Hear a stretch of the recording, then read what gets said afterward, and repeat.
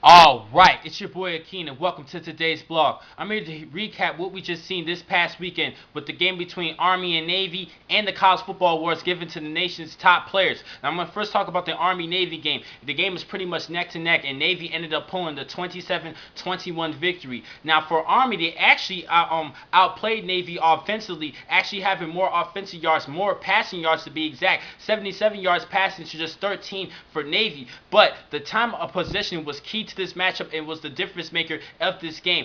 Actually, Army just had the ball 25 minutes of the game, while Navy had the ball 35 minutes in the game, and that was why Army was held to just 21 points. They would have scored more points, especially having more offensive yards total than Navy, but that time of possession that Navy had, that pretty much sealed the deal for the midshipmen over the cadets. But it was a great game, and this is Navy's 10th straight win in this two arch rivalries. Now I'm going towards these college football awards just to make a quick announcement.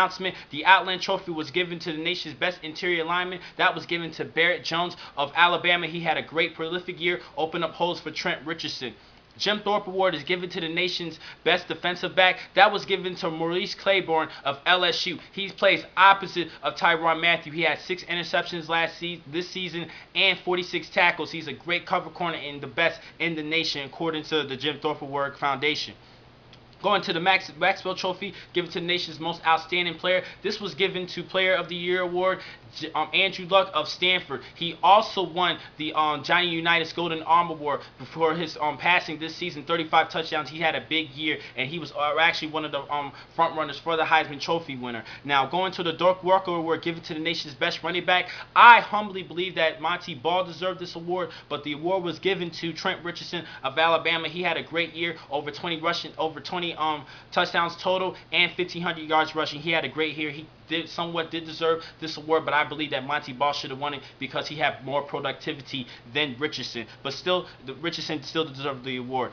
Chuck Bednarik Award given to the nation's Defensive Player of the Year. That was given to Tyrann Mathieu, who plays opposite of Maurice Claiborne of LSU. He had a great prolific year, 6 forced fumbles, many turnovers. He was a playmaker on that defensive side, and he ended up changing a lot of games based on his efforts, and he did deserve this Defensive Player of the Year award. Going to the Davey O'Brien Award given to the nation's best quarterback, that went to RG3, Robert Griffin III. He had a great year, just under 4,000 yards passing. He did deserve this award as the nation's best quarterback overall, especially with his running abilities. Going to the John Mackey Award given to the nation's best tight end, I went with Orson Charles of Georgia, but Dwayne Allen of Clemson ended up winning this award, 577 yards receiving this season, and plus Clemson did win the ACC championship, and I think that could have been a key factor of Dwayne Allen winning this award. He did deserve this award. I'm not going to hate on that.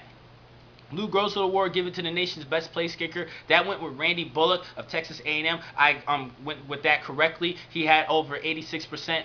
He actually made 86% of his field goals this season. He did deserve this award. Going to the Ray Guy Award given to the nation's top punter. That went to Louisiana Tech's Ray Allen. He had a great season, over 45 yards per kick and a 72-yard long distance kick, his long kick this season. Going to the Biletnikoff Award, Fred Biletnikoff Award given to the nation's top receiver. Last season it was Justin Blackman, and he repeated that award this season. Over 1,200 yards receiving, double-digit touchdowns, and he's declaring himself for the NFL draft after this season. Now, the top trophy award given to the Heisman Trophy winner went to RG3, Robert Griffin III. I stand that correctly. I was correct on that. I went with Robert Griffin III. He had over 600 yards rushing this season, 9 touchdowns, as well as 36 touchdown passes this season. He had a great season. Just 6 interceptions. He was the top pass efficiency quarterback in the nation this season, and he deserved this award, and he actually won it over Stanford's Andrew Luck because of his dual threat and his big gameplay during this season. He had a close loss this season to Kansas State earlier in the year, but they had a big win over Texas in the season finale and over Oklahoma, and that was the difference maker in my opinion. After beating those two great defenses, he ended up pulling off that Heisman Trophy winner over Trent Richardson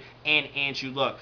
Giving you the latest news in college football, Lamar Miller, the running back for the Hurricanes of Miami, he's actually going to declare for the NFL draft. He still has 2 years of eligibility left, but he has decided to skip those 2 years and go to the NFL trying to make that money. I can't hate on that. And for Kansas, they actually fired this season. They fired head coach Turner Gill, and they replaced him with Charlie Weiss, the offensive coordinator from Florida. He just spent 1 year with the Gators training John Brantley and the quarterbacks, but he is now hired as the new head coach for the Kansas Jayhawks. Now, later this week, I'm actually going to give you a result recap video of all the major BCS conferences in college football, where I would give you my personal awards and my opinions of the entire season for each league, BCS league of the FBS season. Thank you for watching this blog from Pro Football Exclusive. I'm your man, Akeem McCall. Be easy.